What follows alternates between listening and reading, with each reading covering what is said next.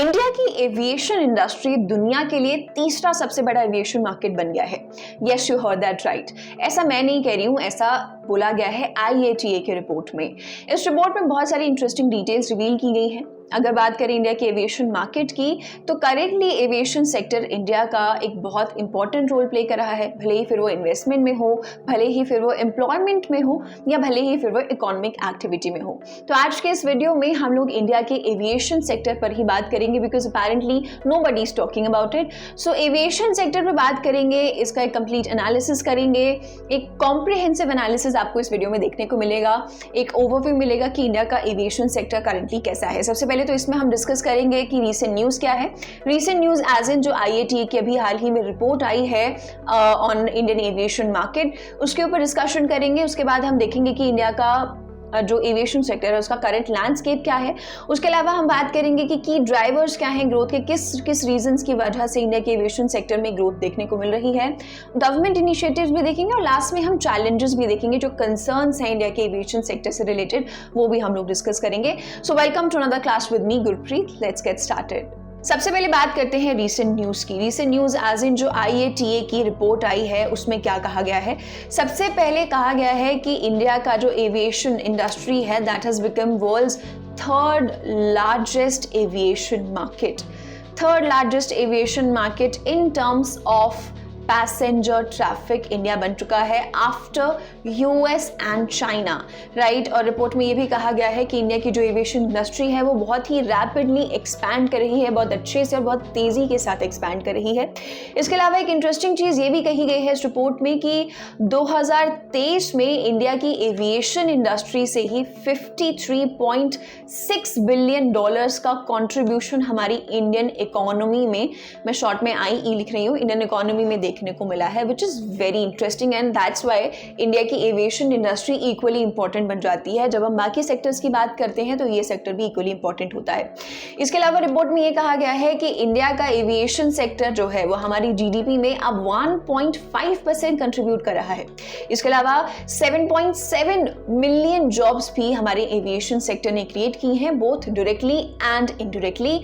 Apart from this, जो tourism हमारे aviation sector से आया है, मीनिंग टूरिज्म सेक्टर एक अलग सेक्टर है, लेकिन जो एविएशन के थ्रू टूरिज्म आया है, जो इंटरनेशनल नेशनल टूरिस्ट जिन्होंने फ्लाई किया है फॉर टूरिज्म पर्पसेस, उससे उस टूरिज्म से जो कंट्रीब्यूशन आया है GDP में वो रहा है 2710 crore rupees. Apart from that, अगर इंडियन फ्लायर्स की बात की जाए इन 2023, तो इंडियन फ्लायर्स सबसे ज्यादा जो है उन्होंने कहाँ फ्लाई किया है, उनकी जो डेस्टिनेशन रही है वो रही है Middle East with 13.7 million passengers. उसके बाद रहा है Asia Pacific region and then Europe. तो ये टॉप इंटरनेशनल डेस्टिनेशंस रहे हैं इंडियन फ्लायर्स के लिए। ये सारी चीजें इस रिपोर्ट में कही गई हैं। इस रिपोर्ट में ये भी कहा गया है कि एविएशन इंडस्ट्री अब इंडिया के लिए एक की ड्राइवर बन गई है of employment, investment and economic activities. अब before moving on to the next part, इसका जो रीज़न रहा है, जो रिपोर्ट में हाईलाइट किया गया है, वो ये कहा गया है कि हमारी एयरलाइंस जो है वो स्ट्रॉन्गर हो रही हैं, हमारी कनेक्टिविटी अच्छी हो रही है और हमारा एयरपोर्ट इंफ्रास्ट्रक्चर अच्छा हो रहा है अकॉर्डिंग टू दिस रिपोर्ट। इसके साथ साथ हम की ड्राइवर्स पर भी चर्चा करेंगे, लेकिन उससे पहले एक बार करंट लैंडस्केप देख लेते हैं कि करंटली इंडिया का एविएशन सेक्टर का लैंडस्केप कैसा है। करंटली इंडिया के पास 116 एयरपोर्ट्स हैं, जिसमें से 96 जो है वो डायरेक्टली कनेक्टेड फ्लाइट्स होती हैं और 521 जो है वो आउटबाउंड इंटरनेशनल फ्लाइट्स होती हैं। उसके अलावा पिछले 5 सालों में हमें 103 नए इंटरनेशनल रूट्स देखने को मिले हैं जो इंट्रोड्यूस किए गए हैं। उसके अलावा बात करें तो अभी हमारे पास 99 ऑपरेशनल एयरलाइंस हैं इन द कंट्री, ये भी IATA की रिपोर्ट में रिवील किया गया है। And a very important part, India ने अपने आप को 6th largest air cargo market के तौर पर भी स्टैब्लिश कर लिया है, यानी India is the 6th largest air cargo market in the world, transporting 3.3 million tons of air freight in 2023। तो 2023 से रिलेटेड ये सारा डेटा है इस रिपोर्ट में, जिसमें रिवील किया गया है कि अब जो है India's aviation industry has become the world's third largest aviation market in terms of passenger traffic. Plus, India has also established itself as the 6th largest air cargo market in the world. ये दोनों ही अपने आप में बहुत बड़ी headlines हैं, बहुत बड़ी न्यूज़ है end of course significant contribution हमें एविएशन मार्केट का देखने को मिल रहा है। अब बात करते हैं कि क्या वो ड्राइवर्स हैं जिसकी वजह से, क्या वो की रीजंस हैं जिसकी वजह से एविएशन सेक्टर में ये ग्रोथ या ये जो एक्सपेंशन है जो इस रिपोर्ट में कहा गया है वो देखने को मिला है। सबसे पहला तो है ग्रोइंग मिडिल क्लास। पिछले डेकेड में जो ग्रोइंग मिडिल क्लास है उसका भी एक्सपेंशन हुआ है, वो भी डबल हो गई है। मिडिल क्लास ग्रो कर रही है तो अल्टीमेटली डिमांड जो है अफोर्डेबल एक्सेसिबल फ्लाइट्स की वो भी बढ़ गई है। अल्टीमेटली इससे क्या है, एविएशन सेक्टर की डिमांड इंडिया में ज्यादा हुई है। इस शिफ्ट की वजह से ही क्या है, डोमेस्टिक रूट्स में एयर ट्रैवल और ज्यादा बढ़ गया है। तो ग्रोइंग मिडिल क्लास जो है रिपोर्ट में कहा गया है कि 15% ईयर ऑन ईयर बेसिस पर जो है ये बढ़ी है growing middle class. End of course अगर डिमांड बढ़ेगी तो आपका क्या है, ऑपरेशंस बढ़ेंगे, रेवेन्यू आपका बढ़ेगा। तो ये भी एक सिग्निफिकेंट रीजन रहा है कि एयर ट्रैवल में या एविएशन सेक्टर में जो है वो ग्रोथ देखने को मिली है। उसके बाद है फ्लीट एक्सपेंशन। बड़े बड़े एयरलाइंस जैसे इंडिगो और एयर इंडिया, इन्होंने अभी हाल फिलहाल में बहुत मैसिव एयरक्राफ्ट ऑर्डर्स जो है वो प्लेस किए हैं, यानी कि अपनी फ्लीट्स को जो है ना बढ़ा रहे हैं। नंबर ऑफ एयरक्राफ्ट बढ़ाएंगे, नंबर ऑफ पीपल बढ़ रहे हैं, नंबर ऑफ एयरक्राफ्ट बढ़ रहे हैं। तो अल्टीमेटली क्या है, एविएशन सेक्टर की ग्रोथ यहाँ पर बढ़ती हुई नजर आ रही है। इसी में अगर बात की जाए एयरक्राफ्ट्स की, अगर हम बात कर रहे हैं तो जो नंबर ऑफ कमर्शियल एयरक्राफ्ट्स हैं, it is targeted to reach by 1100 by 2027, यानी कि इतने हमारे पास कमर्शियल एयरक्राफ्ट्स हो जाएंगे बाय 2027, राइट। इसके अलावा बात की जाए तो टूरिज्म और बिजनेस ट्रैवल भी एक की ड्राइवर है एविएशन सेक्टर में नजर आती हुई ग्रोथ का, बिकॉज लोगों ने अब ट्रैवल करना शुरू कर दिया है अपेरेंटली, चाहे वो रिलीजियस पर्पसेस से हो, चाहे वो सिंपल टूरिज्म के लिए हो, चाहे वो मेडिकल के लिए हो, चाहे वो एडवेंचर के लिए हो। People are travelling more, tourism इससे जो है ज्यादा बढ़ रहा है। इससे क्या है, बिजनेस ट्रैवल भी बढ़ गया है और अल्टीमेटली ओवरऑल ग्रोथ जो है इंडिया के एविएशन सेक्टर की वो भी इससे बढ़ी है। Apart from that there is increasing private sector participation. Private sector participation भी एविएशन इंडस्ट्री में देखने को मिला है। अगर मैं बात करूं तो इंडिया में जो प्राइवेट पब्लिक एयरपोर्ट्स हैं वो भी बड़े हैं। बात की जाए तो 2014 में अगर हमारे पास 5 प्राइवेट पब्लिक एयरपोर्ट्स थे तो अब 2024 में ये 24 हो गए हैं। इसी के साथ साथ एक प्लान है नेशनल मॉनेटाइजेशन पाइपलाइन, मैं इसको शॉर्ट में NMP लिख रही हूँ, नेशनल मॉनेटाइजेशन पाइपलाइन। ये फाइनेंस मिनिस्ट्री ने इस प्लान को लॉन्च किया था। इस प्लान के तहत बेसिकली क्या है कि जो पब्लिक इंफ्रास्ट्रक्चर एसेट्स हैं, रोड्स हो गए, हाईवेज हो गए, एयरपोर्ट्स हो गए, उनको प्राइवेट प्लेयर्स को लीज आउट किया जाएगा for a fix period of time. For example let's say government ने डिसाइड किया कि कोई पर्टिकुलर हाईवे है, उसे 10 सालों के लिए एक प्राइवेट कंपनी को लीज कर दिया जाएगा। तो अब वो जो हाईवे है उसकी टेक केयर करेगी वो प्राइवेट कंपनी, उस पर कुछ भी खर्चा होगा तो वो करेगी प्राइवेट कंपनी। नाउ बिकॉज इसे लीज आउट किया गया है तो इससे रेवेन्यू जनरेट करना चाहती है गवर्नमेंट। तो इस प्लान के तहत भी 25 प्राइवेट एयरपोर्ट्स बनाने का प्लान जो है, प्राइवेटाइजेशन जो है किए जाने का प्लान है। तो ये सारे फैक्टर्स मिलकर एक इंपॉर्टेंट रोल प्ले करते हैं when it comes to India's aviation market. और जो ग्रोथ हमें देखने को मिली है वो इन फैक्टर्स की वजह से कहीं ना कहीं जरूर देखने को मिली है।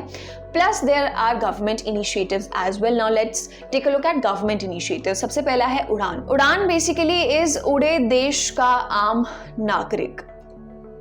जैसा नाम सजेस्ट कर रहा है, this scheme was basically launch ताकि जो कॉमन सिटीजन्स हैं इंडिया के, उन्हें अफोर्डेबल फ्लाइट्स, एक्सेसिबल फ्लाइट्स जो है वो दी जा सके, राइट। बड़े बड़े शहरों में तो एयरपोर्ट्स बन चुके हैं, फ्लाइट्स आ चुकी हैं, लेकिन टियर 3 और टियर 2 सिटीज़ में अभी भी एयरपोर्ट्स नहीं है या फ्लाइट्स नहीं है, रीजनल फ्लाइट्स नहीं है। तो उड़ान स्कीम के तहत एम यही था कि जो टियर 2 और टियर 3 सिटीज़ हैं उनकी कनेक्टिविटी को इंक्रीज़ किया जाए, उन्हें टियर 1 सिटीज़ से जोड़ा जाए, बड़े बड़े शहरों से उनको जोड़ा जाए, और साथ ही जो कॉमन सिटीजन है उनको एक्सेसिबल फ्लाइट्स, अफोर्डेबल फ्लाइट्स साथ में मिल सकें। तो इस गवर्नमेंट इनिशिएटिव के तहत भी, इसके थ्रू भी इंडिया के एविएशन सेक्टर में एक्सपेंशन देखने को मिला है, इसमें ग्रोथ देखने को मिली है।